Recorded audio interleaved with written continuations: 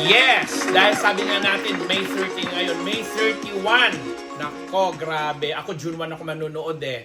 Ang concert, ang world tour ng SB19. Grabe. Sobra talaga. Sold out na po ito. Kaya at this early, ito habang binavlog namin ito, naglabasan na po ang mga ano bang tawag natin doon? Yung mga safety precaution, warnings, yung mga traffic advisory na mula sa mga pamunuan sa NLEX, tapos dun sa Philippine Arena.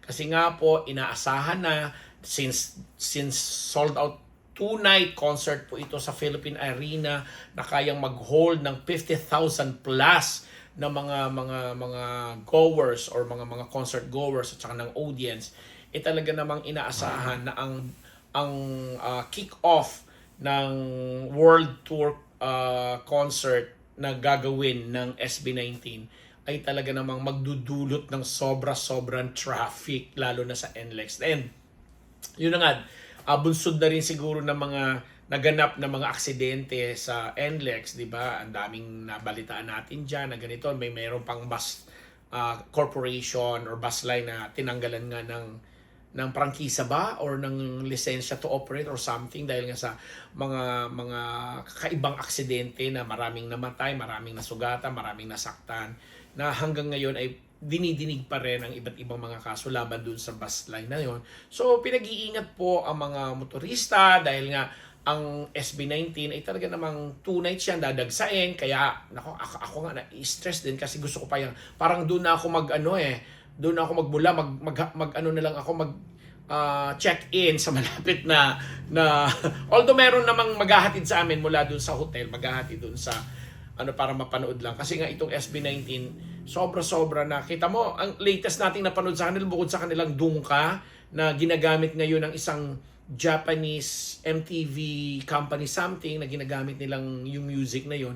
Kaya ganun sila katindi, ganun sila kasikat. Tapos nung pumunta dito yung 98 Degrees, ito yung isa sa mga sikat na mga boy band nung 90s, na-mention pa nila na nakilala nila ang SB19 at may mga plano nga sila ng mga collaboration, blah blah blah blah, and so on and so forth. Ganun na ang impact, ganun na katindi ang kasikatan ng SB19 na ito.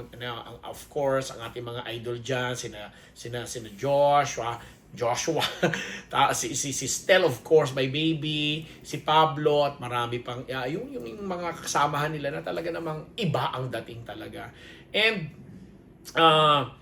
sa usapin na yan, ngayon din naglalabasan ang mga TV ad nila. Nakita natin yun, napanood natin, napaka-cute na TV ad nila doon sa isang Cropec ba yun, yung Mangwan. Ayun, libre ang Mangwan ha. Yung Mangwan na crackers ang tawag doon, or chips, chuchu, yung pangpulutan ng mga manginginom. Actually, bihira akong kumain nun kasi hindi ako mahilig sa ganun. But since SB19, anuhin natin yan, susuportahan natin yan. So ang dami mga nangyayari, ang daming mga kaganapan, at inaabangan natin, binigay na natin yung mga schedule nila na pupuntahan nila. So after nitong 2-night concert nila sa Philippine Arena on May 31 and then June 1, a-abroad na sila, 'di ba? Pupunta sila sa US, sa Canada, at saan pa ba? At marami sa iba pang bahagi ng mundo na para ipakita hindi lang yung mga talent nila and everything. O di ba? May nakalimutan pa ba ako? Kaya yung mga ka-18 ko dyan, mga kakapareho naming sumusubaybay at sumusuporta dito sa SB19. Di ba ang gaganda ng mga buhok nila ngayon? May mga kulay-kulay. P-pop SB19 on paving the way for other Filipino talent there. Latest EP Simula at Wakas and more. Deva Antaray, ito yun. Simula at Wakas, 7 years, blah blah. Saan na yun? Yun. Sina Josh, Pablo, Stel, Ken, and Justin. nakakuha sila ng napasali pa nga sila sa mga award na yan, nung nagsimula nung 2021, na-nominate sila sa Billboard, yung pagtatag world tour nila sa Philippines, United States and Canada, talagang sold out, pinag-usapan, nagmarka. Then dito nga sa latest nilang release na Dungka, ito yon. Ang sabi dito ni Justin, Dungka is like a play of words in the Philippines. In Filipino, it means move out or get out of our way. It's daun ka. Oh, so we just squeeze the words together. The message of the song is that we wanted to say, get out of our way to our haters or bashers. Oh, importante yung mensahe na yun ng Dungka, ha? Para lang sa mga, lalo na dun sa mga haters at mga bashers nila, dun ka, get out of our way. And that if you don't want our music or agree on our goals as artists, then move out of the way. You're not our audience. Don't bother us. And just go away. O ang taray ng mensahe, di ba? Which is very true naman talaga sa panahon ngayon kasi kahit nga sikat na sikat ng SB19, nagbibigay ng karangalan sa bansa at pinag-uusapan sila, hit talagang bawat ginagawa nila at exposure nila. Hindi pa rin talaga naiiwasan yung mga enggitera, mga sausawera, mga bashers, etc.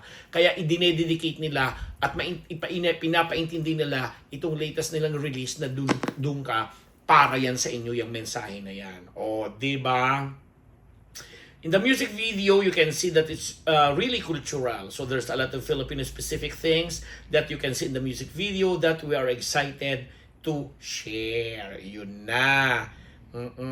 Yung Dam na too long ago, ni-release lang nila dyan. Di ba? Na-vlog pa nga natin dito na sa BGC. Meron sila doon na yung tree, yung Dam tree na inano nila doon at pinagkaguluhan din yon. Masala din yan. Bahagi pa rin po yan ng kanilang EP na Simula at Wakas. Yan. Ang saya lang. So, among the things na asahan natin, may mga individual careers din naman silang inaasikaso. So, sa ngayon, dahil may world tour sila, na ano naman, dahil very soon, nabalitaan din namin, babalik yung, The Voice, sa na kung saan, ang dalawa nga doon na mga umuupong judges ay sina Stel at saka si Pablo. And baka daw end of this year pa ito bumalik dahil ngayon ang The Clash naman muna ang unang aarangkada. Plus, nabalitaan din namin bukod sa mga alam natin na pagsimula ng kanilang kick-off world concert, may maglalabasan na iba pang mga endorsements nila. Oh, and on that note, pansamantala kaming magbababay at magpapasalamat sa ating mga kaibigan. Lani Chulenko Michel, kay Bel Constantino, kay Lolita de Dios Katsuki, kay Soki Esteves, Lee Reyes, Ate Lolita Dios Katsuki, nabati ko na at Ate Josie Dagami, paramdam ka ha, at yung mga kaibigan natin sa Australia, sa Canada, sa US, sina Roger Esmer, sina Jeric De Lucientos. Ang dami ko mga binabati pa. Of course, ang ating mga sponsors dito, lalo ng Ideal Vision, Dr. Jessica D, ang Faces and Curves, ni Dr. Jesus Recasata at Dr. Sheila Recasata, Dr. Pong Magtibay ng One Dental Clinic, Jess Solis ng Gorgeous Smile, Ma'am Ara, hello po sa inyo. Ang CIMAS Philippines, mga kasama ko sa CIMAS, si Colonel Jundi Mayuga, Mama Sheikha Revilla ng MWell Philippines, ang mga taga Bacoor, taga rito sa Antipolo City, of course, saan pa ba ako? Kung saan ako mag-aimot sa Antipolo. At saka, hindi ko na siya kaibigan. Narinig ba ako? Ano ka ba? Kakaloka ka. Hindi ko na siya friend. Hindi na siya nagpaparamdam sa akin. Paramdam ka nga sa akin. Joy yan. Ayan, binanggit ko. Of course, at lahat po ng mga kapwa ko Urago ng ako Bicol, party list, si Congressman Zaldico at saka si Ma'am Maylin ko.